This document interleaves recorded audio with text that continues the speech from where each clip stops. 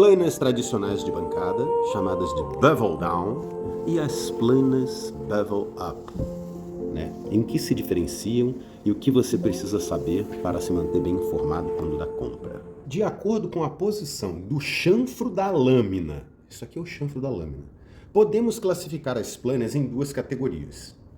A primeira, que é a mais comum, o chanfro da lâmina fica para baixo, tendo como referência a sola.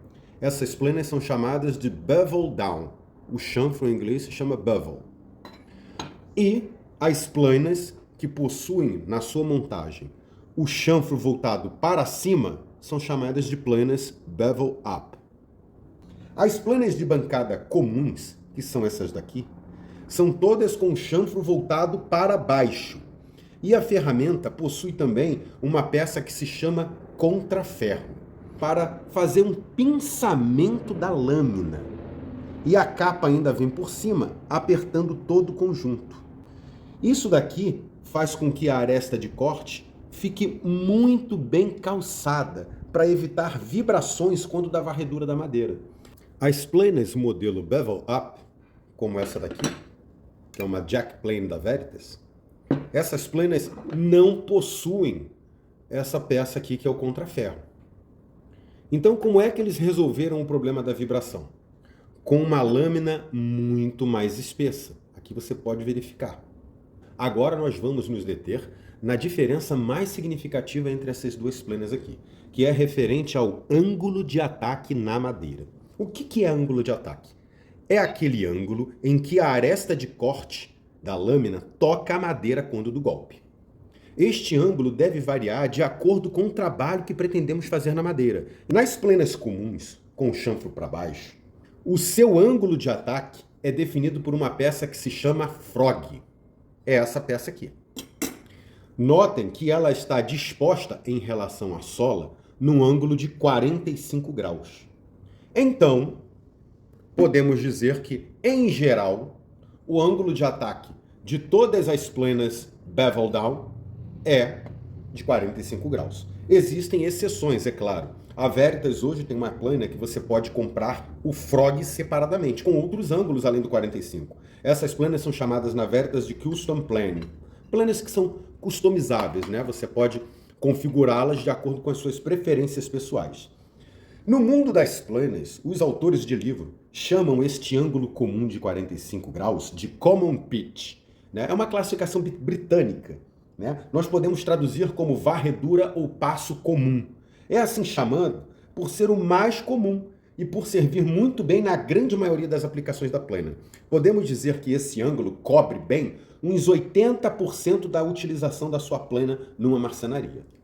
O ângulo de afiação que você faz no chanfro da lâmina, né? Aqui 25 graus, 30 graus, 35 graus, esse ângulo ele não altera o ângulo de ataque. O ângulo de ataque é definido pelo frog, que no caso está disposto em 45 graus.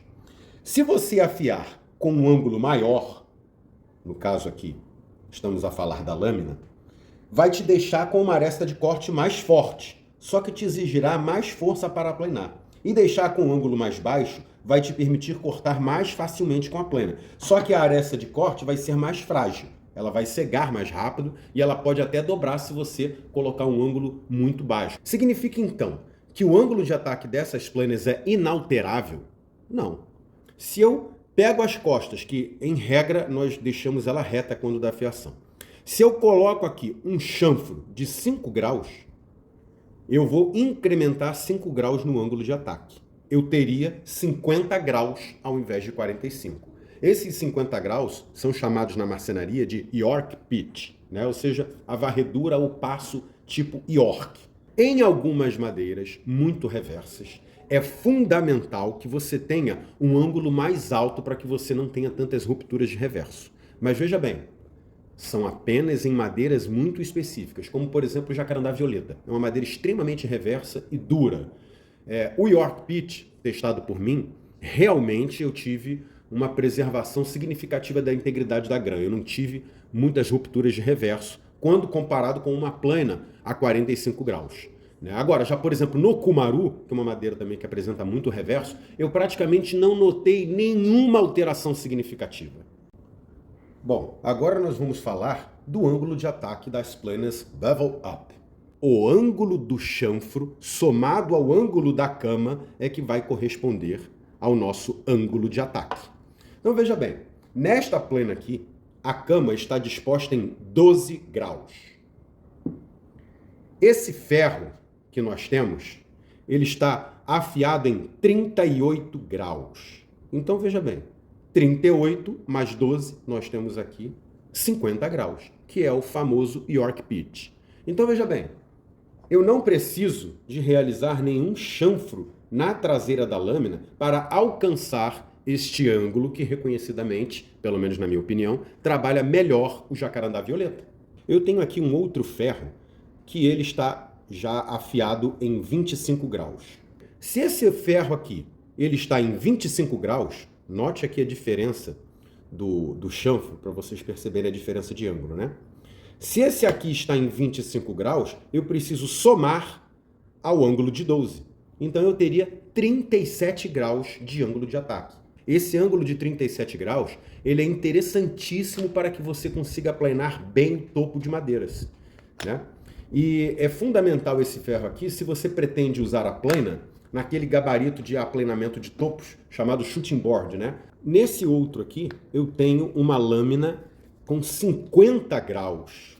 Eu vou somar aos 12 que eu tenho na cama, eu vou ter um ângulo de 62 graus. Quanto mais você trabalha com um ângulo aberto, mais eu vou aproximando a plana de um trabalho muito semelhante a um raspador, a uma raspilha.